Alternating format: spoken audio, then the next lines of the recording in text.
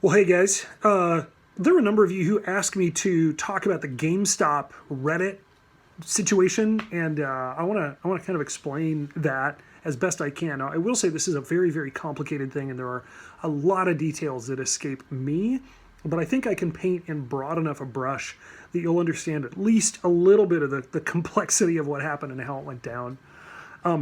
So let me explain to you one concept, and then I think this will help. So, in order to understand what's going on, you have to understand a little bit of how stockbrokers work, and you have to understand shorting stocks. Okay, so here's the deal. Let's say that I want to buy GameStop stock just in a normal day. So I call up my stockbroker and I say buy 100 shares of GameStop stock for me, and so he will, and he's going to hold them. He doesn't send me the shares. I'm not going to actually hold the paper. It's out there somewhere, but I'm not holding it at the moment. I could probably get it if I wanted it, but that's neither here nor there. He's going to hold on to it until I say sell it. That could be a day, less than a day, could be decades. Okay.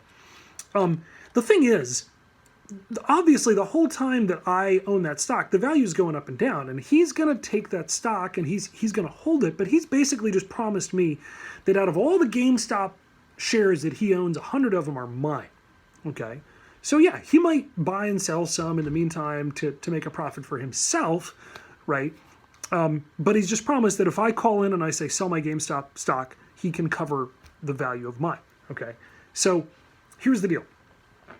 You also have to understand the concept of shorting.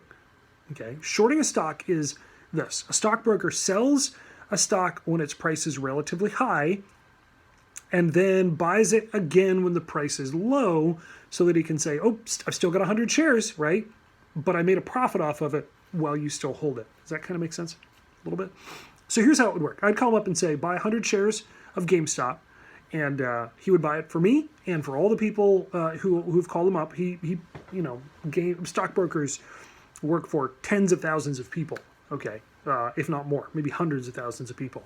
So he's going to buy these shares for me and everybody else. And yeah, I am looking at notes because it's confusing. They're my notes, but I just want to make sure I don't get off the track. But look, so if he thinks the stock is going to drop in value, GameStop, he's going to sell it now and then collect the money from that sale and buy it cheaper, and then he's got some profit.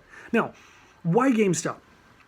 So GameStop is a company that sells video games at brick and mortar stores, which a lot of people are like, that might be on the way out. A lot of people just buy their games online anymore. They don't actually go to a place. And so it looks like GameStop might be in some trouble. And this guy on Reddit decided back in 2019 that GameStop actually, even though a lot of stockbrokers said this is a good stock to short, you can make some money on it. He's like, actually, I don't think it's going to keep going down. I mean, GameStop seems to have some value. They have cash on hand. They can pay off their debts.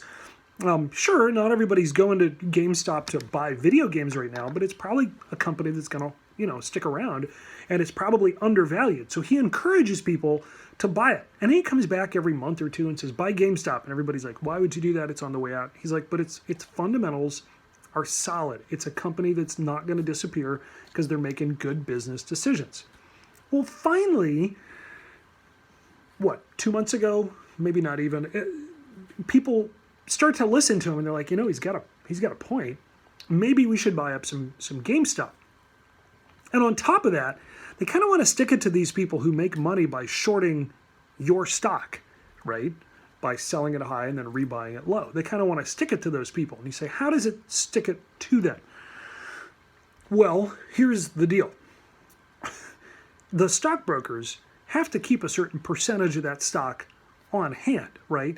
So they don't just buy 100 shares. They probably own, hundreds of thousands, maybe millions of shares for all the people. It's okay if they play with mine a little bit, as long as they can cover it when I call them up and I say, I want you to, sell my GameStop stock. As long as they have 100 shares, they're in good shape. Okay. So already we have increased interest because of Reddit. It's actually a subreddit called Wall Street Bets, r/Wall Street Bets. You can go there, you can read these discussions. It's all out there.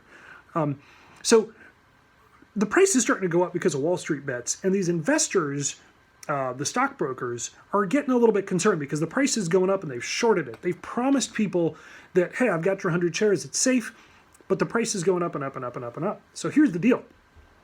If I bought GameStop at $100, okay, and I sell it at $50 a share, I've lost $50. I'm sorry. They're on the hook for any profits.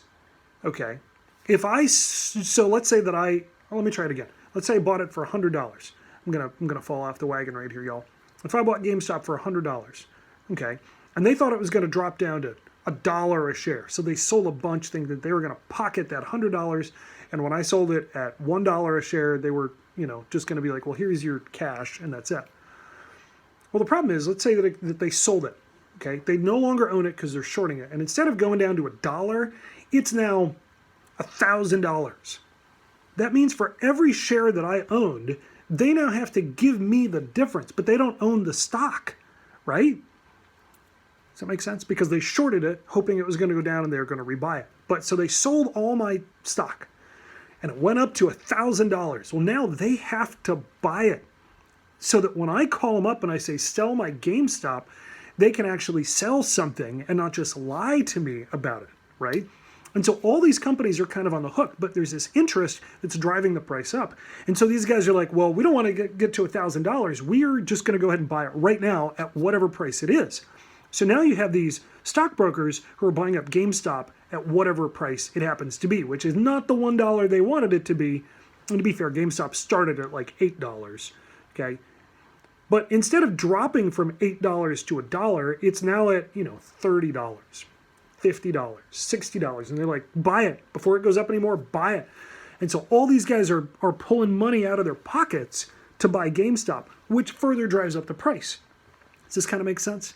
Was this helping out at all? Okay. So now the news picks it up. And the news is like, hey, Reddit just blew up the stock market on all these stockbrokers. And now you see it on the news that Reddit's going, is driving it up. And you're like, I want in. I want to buy some more stock. And so people do go buy more stock, which drives up the price even more. And we have a couple cycles of this, right? So the people who were shorting it and thought it was going to drop again, it didn't drop. Now they're jumping in. And now Reddit's like, see, buy it and hold it. Don't sell it. And everybody's going nuts.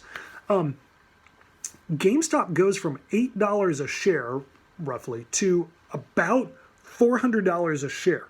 So what that means is if I had invested $800 in GameStop back in the day, so I bought 100 shares of GameStop stock at $8 a piece, that $800 would be worth $35,000. So imagine if I had put in significantly more money, which some people are doing, right? Some people are just dumping their money into GameStop thinking, man, it's going up and up and up. It's never going to come down.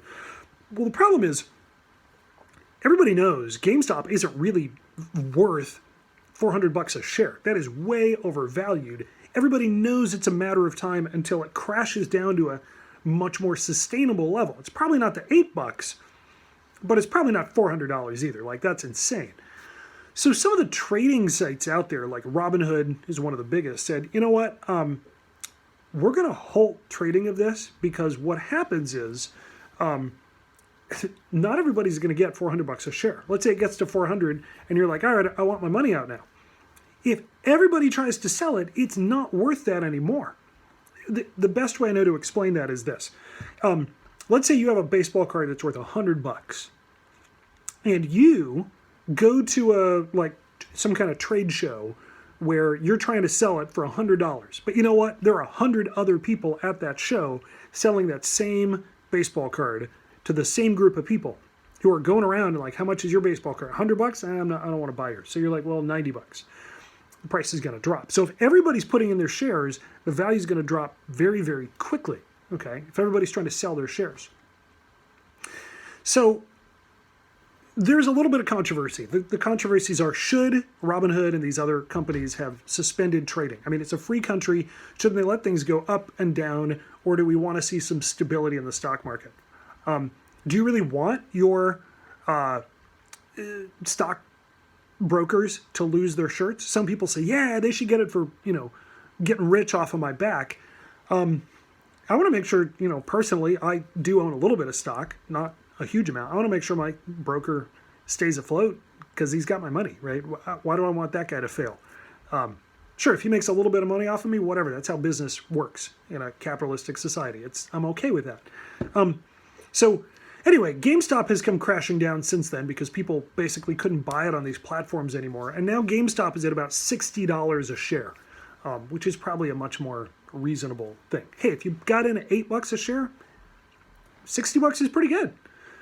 On the other hand, if you got in at $200 a share, you probably regret your purchase because now you're never going to get that out of it. Again, you've just lost a bunch of money. So that's what happened. I'm not really getting into the morality of should they have shut it down or not. That's the story. And again, there's so much more to it, but at least that'll give you the broad strokes. I told you it's complicated. I don't know what else to tell you. All right, guys, take care. We'll see you later.